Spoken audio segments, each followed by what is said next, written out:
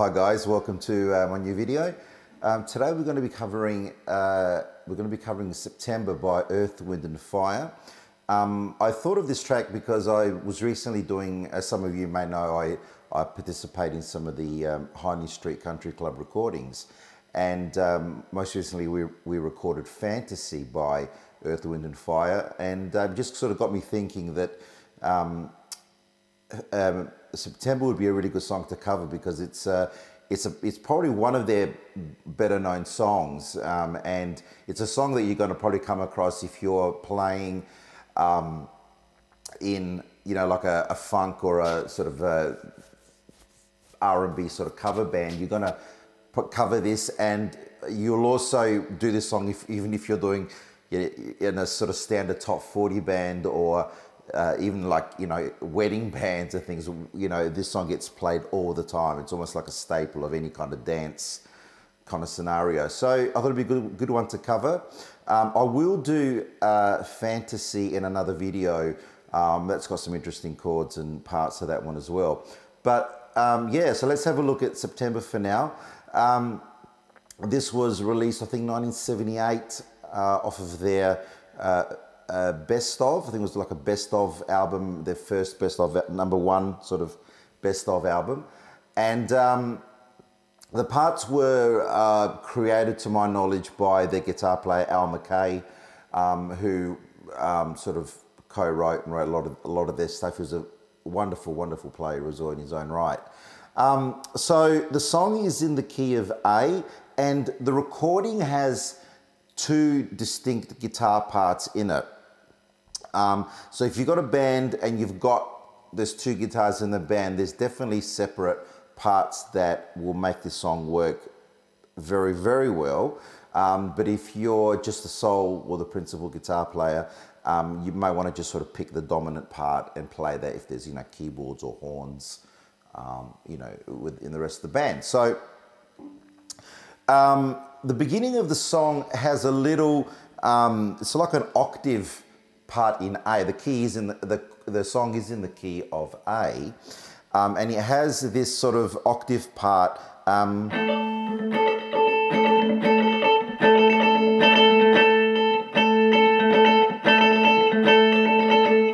And to my knowledge, it comes in at the very beginning of the song.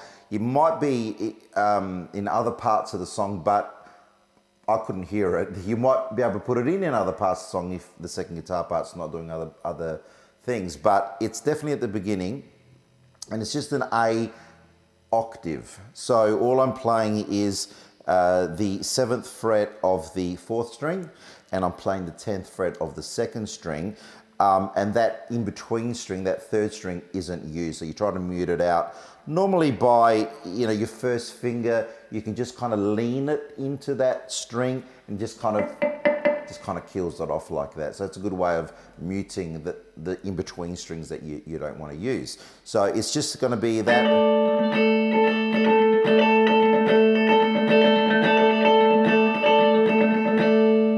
kind of thing. And then with that comes the second part, which is kind of one of the dominant parts of the song, and it's got that line, and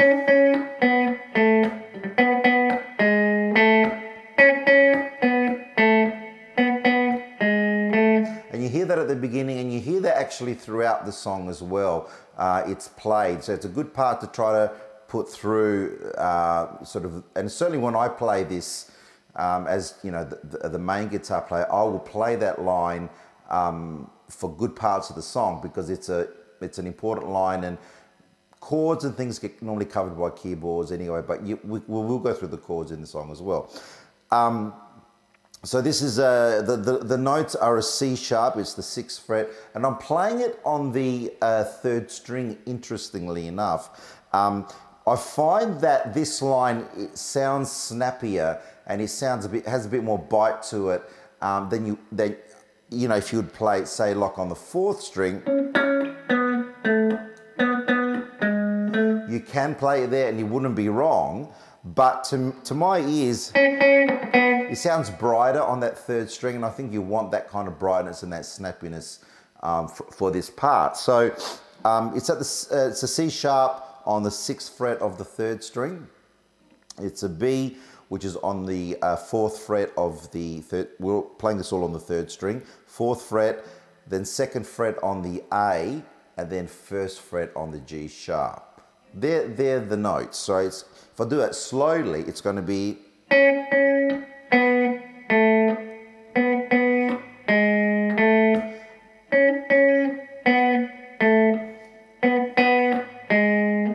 So I hope you can hear that.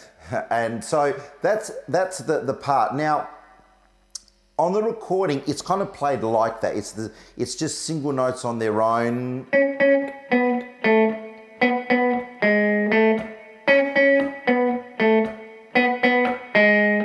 It's just that. Okay, you can do it like that. When I play, and particularly when I'm playing more of a like a funkier guitar part, I tend to put in. I kind of create like a 16th note rhythm that works well with any sort of funk part, really. And you'll find it just sounds more rhythmic when you're implying the 16th note pattern. So 16th note is just sort of going, you know, 1 E and a 2 E and a 3 E and a 4 E and a 1 E and a 2 E and a 3 E and a 4 E and a. That's how you'd count the 16ths. So the part itself, I would tend to go.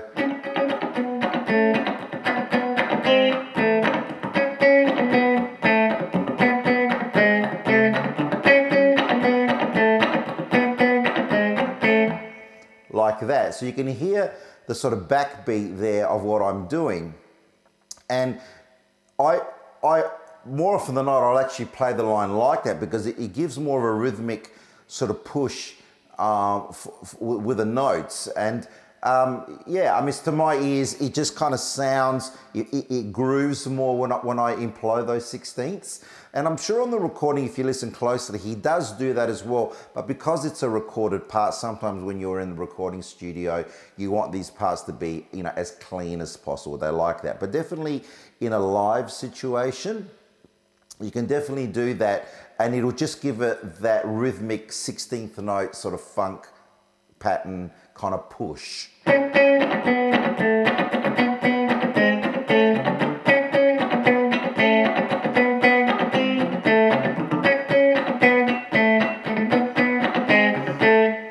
That kind of thing, all right? You can see my right hand is just kind of doing that all the time, playing those sort of, the alternate picking on those notes.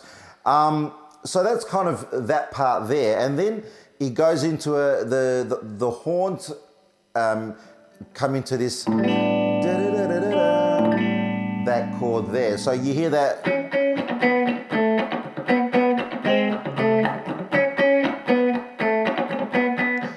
Then it goes at the end of that. So he just puts in that C note on the 5th fret of that 3rd string. So it's that, and then that leads you into this chord here, which is a G chord with an A on the bass. All right, so it goes.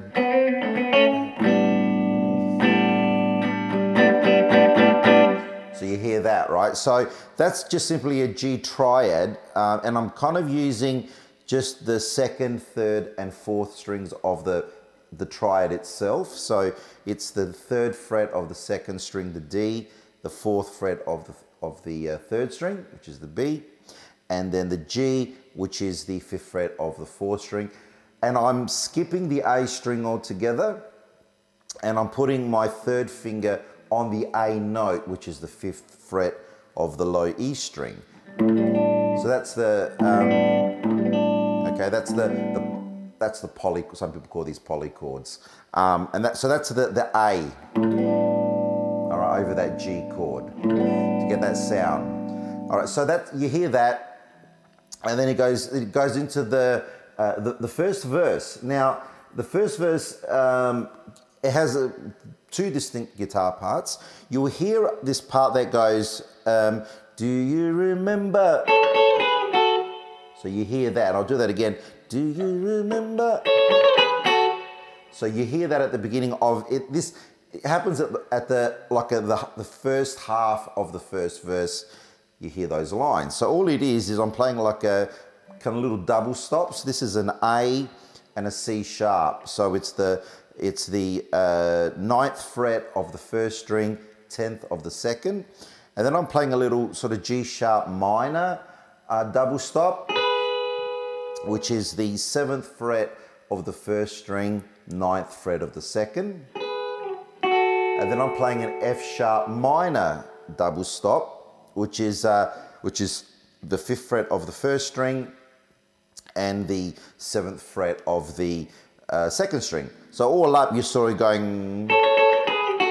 So if I do that slowly, it's so you hear that line there. And it kind of repeats. I think it's maybe 4 times. So you go, do you remember September?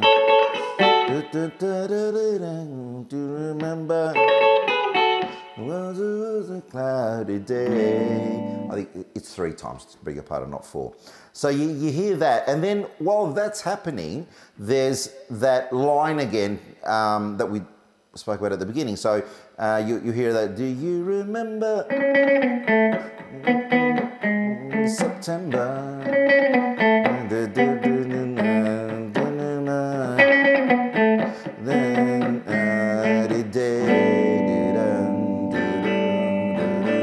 My heart's a ringing tight. When the second half of that verse comes in, it doesn't play those double stops. It just kind of goes with that line.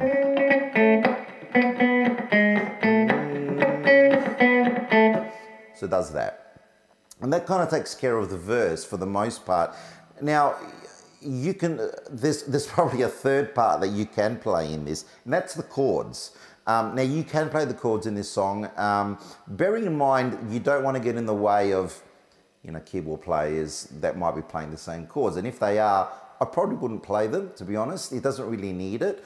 But, if the keyboards are playing something else and not the chords, so you can definitely do the chords as well. And the chords are basically the D major 7 to an E, the 21st September.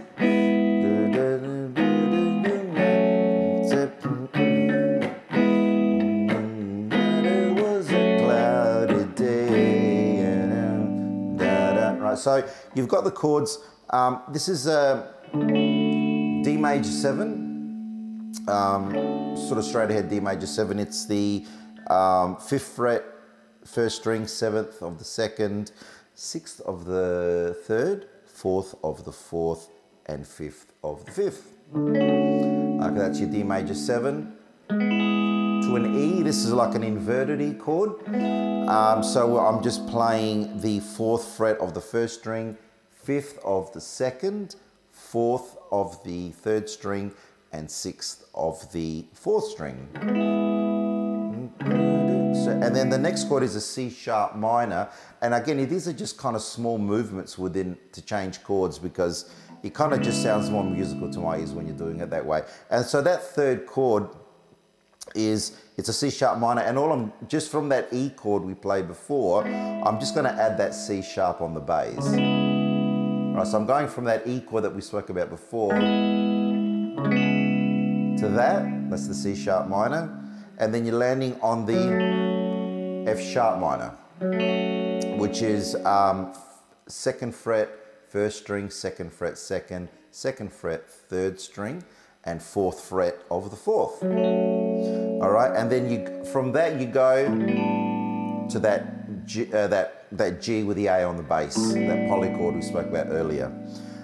So that's kind of the chords that if you want to put them in, it can work. So that's kind of the verse part. And then the chorus is the da da da da da da da. So that's that line again.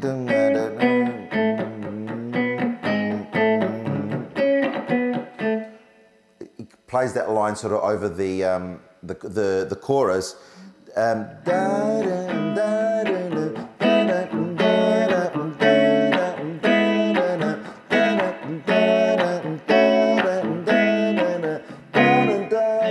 So the verse, the beg your pardon, the chorus chords are pretty much the same as the verse. You notice at the end there's a dominant 7 chord that he puts in at the end of the section, and that is just going to be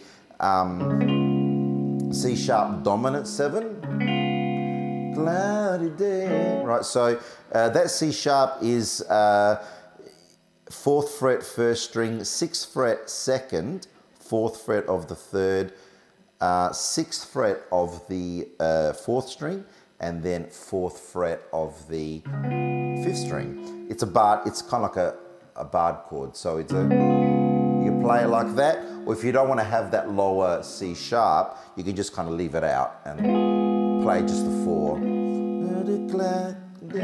Then into that F sharp minor. So that's pretty much the chords over the chorus section.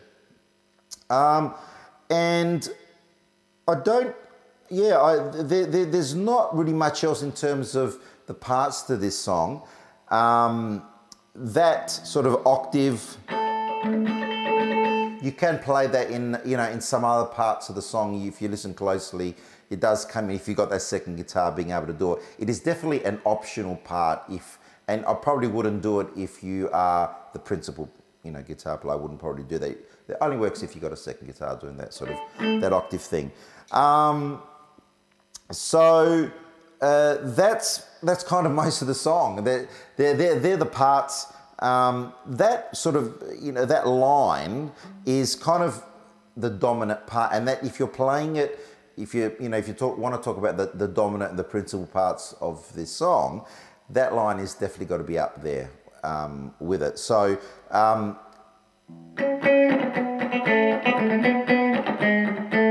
that's you want to be able to sort of play that. The only other thing, I guess, listening to the song, those double stops we spoke about earlier, they do happen in the I think it's either the second or the third verse of the song. I definitely remember hearing it towards the end of the song. You can actually put that in, throughout the verses. There wouldn't be anything wrong with it. They don't do it on the recording. They those parts come in and out a little bit, just because there's a whole bunch of other stuff going on in the song. But you can definitely put them in the verses, and there's probably enough gap there. There's enough space in that part where you can put those, those sort of double stops in there.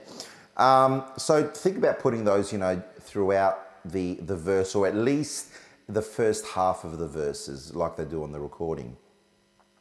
So that's September, guys, and I hope that helps out with some of the parts. Think about that sort of 16th note pattern we spoke about before. It's a great way of sort of playing.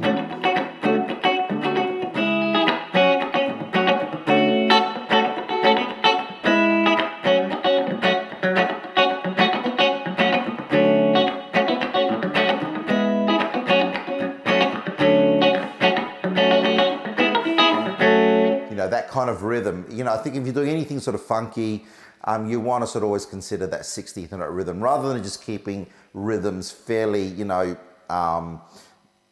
standard. If you try to put that 16th, imply that 16th note rhythm in there, you can't go wrong. Okay, guys. So I hope that helps with September. I am going to put up a video of Fantasy, as we said earlier, from Earth, Wind and Fire. So thanks for tuning in and listening, and hit that subscribe button. It just helps me out a whole ton. And like the video, and I hope it helps. If you want to comment, or feel free to comment on the video if it's helped you, or if there's anything there that that I haven't picked up on. I think they're the most of the parts for the song. So thanks again, guys, for tuning in, and we'll catch you on the next one. Okay, bye for now.